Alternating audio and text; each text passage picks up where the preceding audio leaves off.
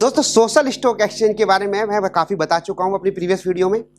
आज मैं फोकस कर रहा हूं स्कूल या एजुकेशनल इंस्टीट्यूट, जो टेक्निकल स्कूल होते हैं, मेडिकल कॉलेज होते हैं, उसमें सोशल स्टॉक एक्सचेंज का रोल क्या है, आपको एडवाइस देना चाह रहा हूं। दोस्तों ध्यान रखना, अभी जो नया कंसेप्ट आया है सोशल स्टॉक एक्सचेंज, मेरे से लोग पूछते हैं कि सर आप इसमें सोशल स्टॉक एक्सचेंज में वर्किंग कर रहे हैं, आप अच्छा देख रहे हैं, नया प्रोविजंस है, क्या प्रोस्पेक्ट है इसके, है ना। स्टॉक एक्सचेंज भी इन्वॉल्व है, गवर्नमेंट भी बहुत अच्छे एक्शन ले रही है।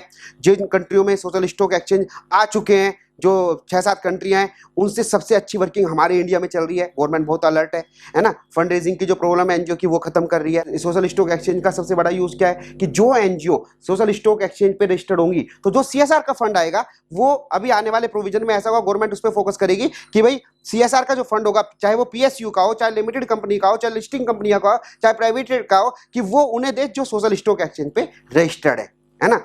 अपने अपने अपने प्रोजेक्ट को इंप्लीमेंट करने के लिए उन एनजीओ का सिलेक्शन करें। एनजीओ को जाने की जरूरत नहीं है, कंपनियां आपके पास आएंगी। मैंने आपको पहली वीडियो में ये बताया था। अब दोस्तों क्वेश्चन ये होता है कि जो स्कूल्स हैं, मैंने कहा स्कूल को सोशल स्टॉक एक्सचेंज पे रजिस्टर कराना चाहिए, है ना। मैंने कहा मेडिकल कॉलेज को सोशल स्टॉक एक्सचेंज पे रजिस्टर कराना चाहिए। अगर कोई व्यक्ति, क्योंकि जो स्कूल सेक्टर में, एजुकेशन सेक्टर में, वो स्कूल भी चला रहे हैं, कॉलेज भी चला रहे हैं, टेक्निकल कॉलेज भी चला रहे हैं, मेडिकल कॉलेज भी चला रहे हैं, अगर इनके अंदर कोई कवर होते हैं और आप कोई एक ऐसे जो चला रहे हैं, हो सकता है आप एनवायरमेंट पे काम कर रहे हो सकता है कि आप रिसर्च पे काम कर रहे हो सकता है किसी एक पर्टिकुलर डिजास्टर रिलीफ पे काम कर रहे हो, और आप वो सारे क्राइटेरिया पूरे करते हैं जो सोशल स्टॉक एक्सचेंज के लिए जरूरी है। तो दोस्तों मैं आपको एक बहुत इंपॉर्टेंट सलाह ये दे रहा हूं कि सबसे पहले प्रायोरिटी वो रखें जो मेडिकल कॉलेज चला रहे हैं, जो टेक्निकल कॉलेज चला रहे हैं। उसका रीजन बताता हूं आपको, क्योंकि जो टेक्निकल कॉलेज चला रहा है वो अपनी स्टेट यूनिवर्सिटी से भी अप्रूव है और एआईसीटी से भी अप्रूवल है ना। होती है नहीं होती। अब उनके पास लैब होती है, उनके पास रिसर्च का मटेरियल होता है। और मेडिकल कॉलेज वालों को तो मैं स्पेशल कह रहा हूं, सोशल स्टॉक एक्सचेंज में अपने ऑर्गेनाइजेशन को कैसे रजिस्टर्ड करें, ये जरूर कराएं, क्योंकि उनके लीगल जो डिपार्टमेंट होते हैं, जो यूनिवर्सिटी चला रहे हैं, जो मेडिकल कॉलेज चला रहे हैं, उन्हें अभी पता नहीं है इस चीज का। लेकिन आगे आने वाला टाइम, अगर आप सोशल स्टॉक एक्सचेंज पे हैं, तो आपको बहुत बेनिफिट दे सकता है। कैसे दे सकता है मैं आपको बताऊं।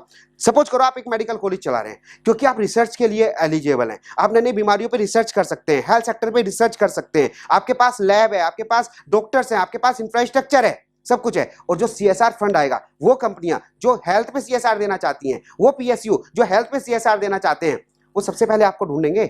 और आपके पास क्योंकि इंफ्रास्ट्रक्चर, आपको एडिशनल खर्चा तो बहुत ज्यादा कुछ करना नहीं है। हाँ, एक लीगल कंप्लायंसेस पूरे करने हैं, आपको एक लीगल की टीम रखनी है, नए कंसेप्ट को समझना है। और अगर आप इस पे रजिस्टर्ड हो जाते हैं, प्लीज बिलीव मी, जैसे ये वर्किंग में आ रहा है, जैसे धीरे धीरे गवर्नमेंट बहुत तेजी से काम कर रही है, हमारे एनएससी, बीएससी और बहुत सारे जो गवर्नमेंट के जो ऑफिसर हैं इस पे लगे हुए हैं इसे इंप्लीमेंट करने के लिए, और वर्किंग हो भी रही है, बहुत अच्छी वर्किंग हो रही है, आप उसका बेनिफिट उठाएंगे। दोस्तों कहते हैं कोई भी चीज अगर स्टार्टिंग में आए ना, कोई नया कंसेप्ट स्टार्टिंग में आए, तो जिन जिन बंदों ने उसे कैच कर लिया वो मजे करेंगे। आपने सुना होगा ये। और जब यूज्ड टू हो जाते हैं सारे के सारे, जब मजा नहीं आता, जब उसका फ्रूटफुल रिजल्ट नहीं मिलते, रिजल्ट तो पहले ही मिलते हैं। तो जो लोग अपनी एनजीओ मेडिकल कॉलेज या टेक्निकल कॉलेज चला रहे हैं, स्कूल को मैं इसलिए नहीं कह रहा, स्कूल में क्या होगा कि आप प्लानिंग कर इशू कर सकते हैं बिल्कुल, लेकिन as comparison to medical college और इंजीनियरिंग कॉलेज, उसे मैं ये सलाह दूंगा वो जरूर एसएससी पे चलाएं। स्कूल वेट कर सकते हैं, क्योंकि उनके पास लैब नहीं है, उनके पास इंफ्रास्ट्रक्चर है, सब कुछ है, लेकिन उन्हें थोड़ा सा एज कंपेरिजन टू टेक्निकल जो कॉलेज होते हैं, मेडिकल कॉलेज होते हैं, उनसे थोड़ा सा उन्हें टिपिकल पड़ेगा। क्यों? सीएसआर का प्रोजेक्ट मिला, हेल्थ सेक्टर पे मिला, आप क्या रिसर्च करेंगे। स्कूल वालों को तो टिपिकल होगा, लेकिन इंजीनियरिंग कॉलेज वालों को या जो मेडिकल कॉलेज हैं, वो तो अपना पूरा स्टाफ उनके पास ऑलरेडी काम कर रहा है, तो उनके लिए वो बहुत सिंपल कंसेप्ट है।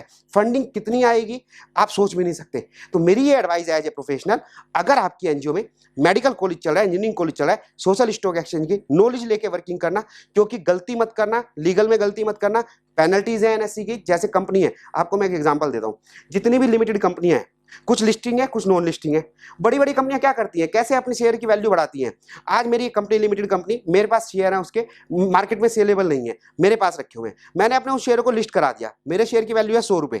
अब जैसे वो एनएससी बीएससी में जाएंगी, तो पहला रोल तो ये होता है, एनएससी बीएससी ये देखती है सारे कंपनी कंप्लायंसेस है नहीं है, कंपनी परफेक्ट है, तो इसके जो डायरेक्टर है वो परफेक्ट है, जब जाके अप्रूवल देती है कि इनके शेयर को लिस्ट कर दिया जाए। और जब वो शेयर मार्केट में आ जाते हैं, तो मार्केट में शेयर 10 रुपए का शेयर है, 100 रुपए का शेयर हो गया, तो उनकी जो वैल्यू है, उनके हाथ, मेरे हाथ में जो वैल्यू है मेरे शेयर होगी, वो ऑटोमेटिकली 10 टाइम्स बढ़ गई। आप समझ रहे हैं, क्योंकि मार्केट रेट इतना चल रहा है। तो ऐसे करके जैसे कंपनियां इसका बेनिफिट उठा रही हैं, हालांकि एनजीओ में थोड़ा डिफरेंस है, ध्यान रखना, एनजीओ का पर्पस शेयर इशू करना नहीं है, एनजीओ का पर्पस है कैपिटल लेना। गवर्नमेंट आपकी हेल्प कर रही है, पब्लिक आपको डोनेशन देगी, अभी आएंगे कुछ इस तरह के प्रोविजन कि वो पब्लिक जैसे अभी एटीजी में डोनेशन देती है, तो उसमें ज्यादा बेनिफिट दिया जाएगा कि अगर पब्लिक उन एनजीओ को डोनेशन दे रही है जो एसएससी में रजिस्टर्ड है।